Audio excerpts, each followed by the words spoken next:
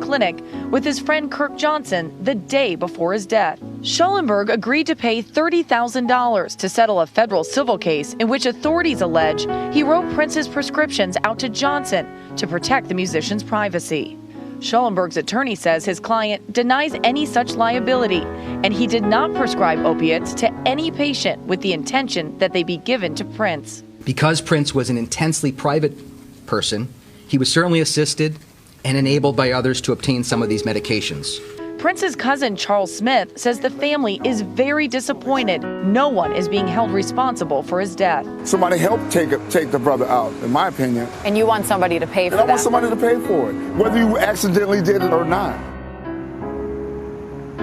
Text messages between Dr. Schellenberg and Johnson show that the two were concerned about the singer's well-being. Kirk Johnson's attorney says that he denies any wrongdoing in his close friend's death and that the decision by prosecutors to not file charges affirms his innocence. John. And thank you. So when you're ready. Okay. So the background on this is that other than two initial interviews with Carver County detectives who arrived at Paisley Park the morning of Prince's death, Kirk Johnson has refused all subsequent questioning, and Kirk quickly retained legal counsel, and that is from attorney Clayton Tyler. Kirk Johnson is the last person to have seen Prince alive and is also the person that located Prince's body on April 21st, 2016. After providing his name, age, place of birth, and city of residence, Kirk Johnson refused to answer any questions. Kirk evoked the Fifth Amendment 200 times when he was questioned by the plaintiff's attorneys. Depositions can be used at trial. Below is and this is going to be the transcript that we're going to read right now from his February 2019 deposition. Are you currently employed outside of the home? And this is Mr. Getz asking, because he presumably had prior knowledge of Kirk's ongoing consulting role with Paisley Park. I pled the Fifth, Kurt responded. Did you know Prince Rogers Nelson? Fifth Amendment. I will refer to him as Prince, if that's all right. When did you first meet Prince? Fifth. How long did you know him? Fifth. Did you have a relationship with him from the time you met him until the time of his death? Fifth. Thank you. What was your relationship with Prince during the last years of his life? Fifth. Were you employed by Prince? Fifth. Could you please give me a complete history of your employment with Prince, starting from the time you might first have been employed by him until the time of his death and the positions you held with him? Fifth. Did you know him as a friend before you were employed by him? Fifth. Were you a musician for Prince? Fifth. Were you a manager for Prince? Fifth. Either a musical manager or a stage manager, program manager, business manager, any kind of manager. Fifth. And if so, the details of such. Fifth. This is going very smoothly.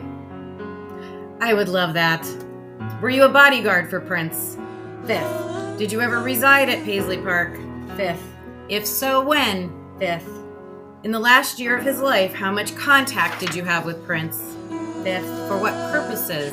Fifth. Do you know the identity of any healthcare providers for Prince at any time or any place for any reason? Fifth. Did you notice any signs or indications that Prince was under the effect of a medication on the plane? Fifth. Did you suspect that he had taken too much of a medication? Fifth. If you did, how much did you suspect he had taken? Fifth. What do you believe he had taken? Fifth. Please tell us what your observations of Prince's conditions were that caused the decision to make an emergency landing. The fifth. Was it your decision to request an emergency landing? Fifth. If not, whose was it? Fifth. Did it seem to you the transition from Prince being alert and orientated or in a normal condition to his being unconscious occurred quickly? Fifth. Did it seem to you that by quickly I mean within an hour? Fifth. Would you agree that Prince did become unconscious on the plane? Fifth. At the airport in Quad Cities, did you know the pilots of the jet from previous flights? Fifth. Did you know the company doctor ever leave you with the impression that whatever was in the white Watson 853 pill might be bootleg or fake and therefore life-threatening? The fifth. Did the emergency room doctor give Prince or you the impression that if Prince did not seek emergent intervention, he could die? Fifth. If so, from what cause of death? Fifth. When did you find out that the Watson 853 pills in the Bayer aspirin bottle were laced with fentanyl? Fifth. When did you find out they were counterfeit? Fifth. When did you find out they were laced with anything other than legitimate prescription Steinhoff? Good morning, Mr. Johnson. My name is Eric Steinhoff. Again, I represent Dr. Schulenberg. I am going to ask you a few questions. I'm going to kind of put things into categories. I don't want to repeat everything Mr. Getz just asked you to get the same answer. But if I asked you about your interaction with Dr. Schulenberg on the phone or in person in any way about Prince, would you be taking the Fifth Amendment on those questions? Yes. If I asked you about your interaction with Dr. Schulenberg and Prince at any appointment or overhearing discussions between Prince and Dr. Schulenberg, or any other questions about what happened at various medical appointments and medical treatment Dr. Schulenberg provided, would you be taking the Fifth Amendment to those questions?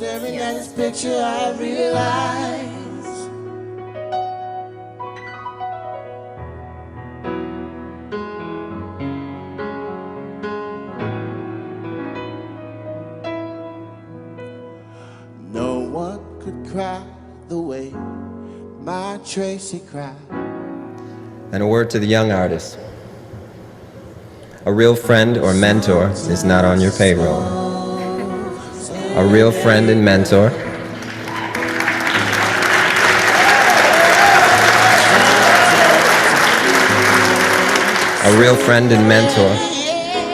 cares for your soul as much as they do their own. This world and its wicked system will become harder and harder to deal with without a real friend and a mentor. And I wish all of you the best on this fascinating journey. It ain't over. Peace.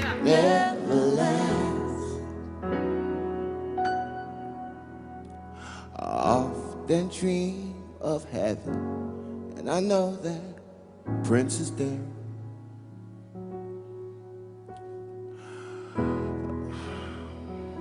He's found another friend.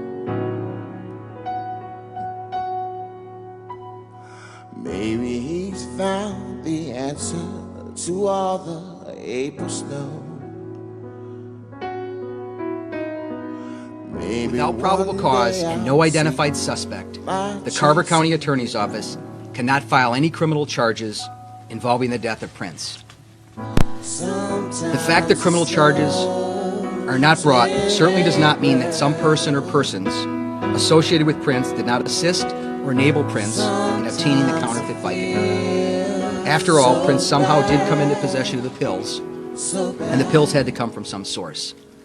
There is no doubt that the actions of individuals around Prince will be criticized, questioned, and judged in the days and weeks to come. But suspicion. Because Prince was an intensely private person, he was certainly assisted and enabled by others to obtain some of these medications. Those individuals included, but are not limited to Dr. Schulenberg and Kirk Johnson. The evidence shows that they followed Prince's direction in maintaining his privacy. However, we have no direct evidence that a specific person provided the fentanyl to the public to Prince. I would like to conclude by stating that we are in the middle of an unprecedented and horrific epidemic of opioid overdoses in this country. Prince's death is a tragic example that opioid addiction and overdose deaths do not discriminate, no matter the demographic. We wish to express our sincere condolences to the family, friends, and vast legion of Prince's fans. Thank you. My uncle was a clown. My uncle had fun. A good sense of humor. They were mad at him due to the business that he did. Yeah. And I can't even say mad, is that they didn't have a part of it. Let's be real. I'm gonna say it out there straight for everybody listening. My uncle didn't die. He was murdered. I feel the same thing about Prince. We're losing a lot of stars, because you have to remember, these are basically insurance policies. When he dies, whatever was owned by the company reverts back. We're not talking about $100,000. We're not talking about $1 million. And everybody in this room knows $1 million, I don't care if you're a normal person, ain't getting you shit. After taxes, you still gotta live the same. You still gotta stack your money. But when my uncle died, we're talking about billions of dollars. Can you imagine if Prince, when he died, sold Little Red Corvette to Chevy?